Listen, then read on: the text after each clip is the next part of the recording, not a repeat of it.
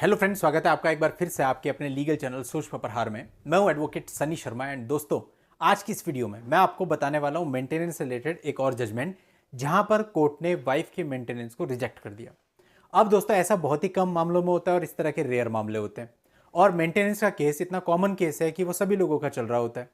कई बार लड़के के पास बहुत सारे एविडेंस होते हैं, लड़के के पास ऐसे भी एविडेंस होते हैं कि जो मेरी वाइफ है वो अपनी मर्जी से घर छोड़ के गई है, लेकिन जनरली देखा यह जाता है कि ट्रायल कोर्ट के द्वारा हर कंडीशन में ऑलमोस्ट कुछ ना कुछ मेंटेनेंस बांध दिया जाता है कि भाई आप हस्बैंड हैं तो आप अपनी जिम्मेदारी से बच नहीं सकते हैं, कुछ भी कहकर के अपनी जिम्मेदारी से नहीं बच सकते हैं। तो जनरली कुछ ना कुछ मेंटेनेंस लोअर कोर्ट के द्वारा हस्बैंड पर बांध दिया जाता है।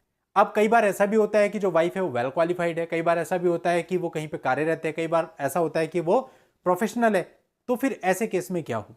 तो यहां पर एक ऐसा ही मामला है जहां पर ट्रायल कोर्ट ने हस्बैंड पर मेंटेनेंस लगा दिया, लेकिन जब हाई कोर्ट ने पूरे मामले को एनालाइज किया, सारे तथ्यों को देखा, तो हाई कोर्ट ने पाया कि जो वाइफ है वो किसी भी प्रकार से मेंटेनेंस की अधिकारिणी नहीं है और पति को पूर्ण रूप से राहत दे दी गई, कोई भी मेंटेनेंस उस पर नहीं बांधा गया। तो दोस्तों, वीडियो बहुत इंपॉर्टेंट है, आखिरी तक वीडियो में बने रहिएगा। और आप लोग चैनल पर पहली बार आ रहे हैं, अभी तक भी आपने चैनल को सब्सक्राइब नहीं किया है, तो चैनल को सब्सक्राइब करके नोटिफिकेशन बेल पर जरूर क्लिक कर दें, क्योंकि इस चैनल पर इस प्रकार की वीडियो निरंतर मैं आपके लिए लेकर के आता रहता हूं। तो चलिए दोस्तों, पूरे मामले के फैक्ट्स को पहले समझते हैं। अब दोस्तों, यह मामला ऐसा था कि शादी हुई, शादी के बाद पत्नी केवल 7 दिन पति के साथ रही। दूसरी बार वो जब वापस आई तो केवल 12 दिन पति के साथ रही और उसके बाद वो अपना मैट्रिमोनियल होम छोड़ करके अपने पेरेंटल होम में चली गई और वहां पर जाकर रहने लगी। अब उसने 125 सीआरपीसी का केस डाला और उसमें मेंशन किया कि उसका हस्बैंड और उसकी सास उसको जो है प्रताड़ित करते थे और उस प्रताड़ना की वजह से उसको अपने मैट्रिमोनियल घर को छोड़ने पर मजबूर होना पड़ा।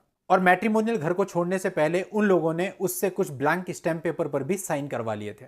साथ ही उसने ये कहा कि उसके पति की दूसरी मैरिज थी और जो पहली वाली वाइफ थी उसने केवल 2 महीने में उसे डाइवोर्स दे दिया था, क्योंकि वो उसके साथ भी हैरेसमेंट करता था।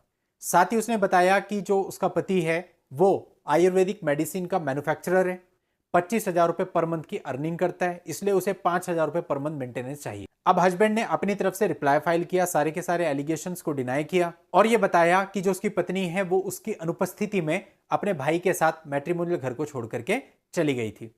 उसने वापस लाने के उसको बहुत प्रयास किए, परंतु वापस नहीं आए, उसके सारे प्रयास विफल हो गए और सत्यता यह है कि वो केवल 3,000 रुपए प्रति माह मुश्किल से कमा पाता है, जिसमें उसे अपनी बीमार मां की देखभाल भी करनी होती है, उनकी दवाइयां भी करनी होती है। और जो वाइफ है वो एज एन एडवोकेट एनरोल्ड है 1991 से। अब कोर्ट ने सारी चीजों को देखा और लोअर कोर्ट ने, ट्रायल कोर्ट ने यह माना कि जो पति है वो प्रतिवर्ष 50,000 रुपए की इनकम करता है और 4,000 रुपए पर मंथ के हिसाब से पत्नी का भरण पोषण बांध दिया गया। अब हाई कोर्ट ने अपनी ऑब्जर्वेशन में माना कि जो पत्नी है वो पहली बार में 7 दिन उसके साथ निवास करी है, उन 7 दिनों में उसने प्रताड़ना की कोई भी घटना नहीं दिखाई है। दूसरी बार वो केवल 12 दिन साथ में रही है। अब 12 दिन में ऐसी प्रताड़ना हो जाना कि आपको मैट्रिमोनियल घर को छोड़ने पर विवश होना पड़े, यह प्रैक्टिकल नजर नहीं आता है। अब कोर्ट ने यह माना कि उसको प्रताड़ित किया गया है और जिसकी वजह से उसे मैट्रिमोनियल घर को छोड़ने पर मजबूर होना पड़ा है। अब दोस्तों, जो हस्बैंड था वो अपनी तरफ से हाई कोर्ट में आया। अब हाई कोर्ट ने पूरे मामले के तथ्यों और परिस्थितियों को देखा और यह पाया कि ट्रायल कोर्ट ने कहीं ना कहीं जजमेंट देने में एरर करी है, क्योंकि एक तरफ ट्रायल कोर्ट ये कहता है कि जो पति की अर्निंग है वो 50,000 रुपए पर ईयर है, दूसरी तरफ 4,000 रुपए पर मंथ पत्नी के लिए मेंटेनेंस बांध देता है, मतलब 4,000 गुणा 12 टोटल 48,000 रुपए पर ईयर। यानी पति 50,000 रुपए पर ईयर कमाता है, उसमें से वो 48,000 रुपए पर ईयर पत्नी को देगा। तो कहीं से भी ये रीजनेबल बात नहीं लगती, तर्कसंगत बात नहीं लगती। दूसरी चीज, जो पत्नी थी वो पहली बार में 7 दिन साथ में रही, जिसमें उसने हैरेसमेंट की कोई भी एलिगेशन नहीं लगाया है। दूसरी बार में वो केवल 12 दिन साथ रही और ये बहुत ही इम्प्रैक्टिकल नजर आता है कि केवल 12 दिन में उसके साथ इस प्रकार की, इस लेवल की हैरेसमेंट हो गई कि उसको मैट्रिमोनियल घर छोड़ने पर मजबूर होना पड़ा। इसके साथ ही उसने ये खुद एडमिट किया है कि उसके पास मोबाइल फोन था और वो अपने ब्रदर से बात करती थी। तो ऐसा कभी भी नहीं हुआ कि उसने अपने ब्रदर को हैरेसमेंट की कोई सूचना दी हो।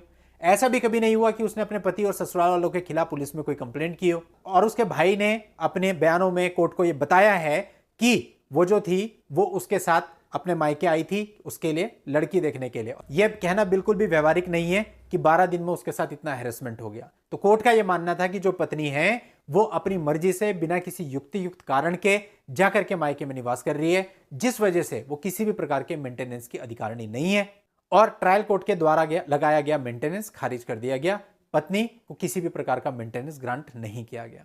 तो दोस्तों, इस मामले में बहुत सारे तथ्य और परिस्थितियां हैं जो हो सकता है आप में से किसी के तथ्य और परिस्थितियों से मैच करे और ये जजमेंट आपके काम आ जाए। आप लोगों की हेल्प के लिए जजमेंट का लिंक इस वीडियो के नीचे डिस्क्रिप्शन में आपको मिल जाएगा, वहां जाके आप पूरे मामले को समझ सकते हैं, जान सकते हैं और डाउनलोड भी कर सकते हैं। नेक्स्ट वीडियो में नई लीगल जानकारी के साथ मैं आपसे फिर मिलता हूं, तब तक के लिए goodbye and thank you for watching. Take care.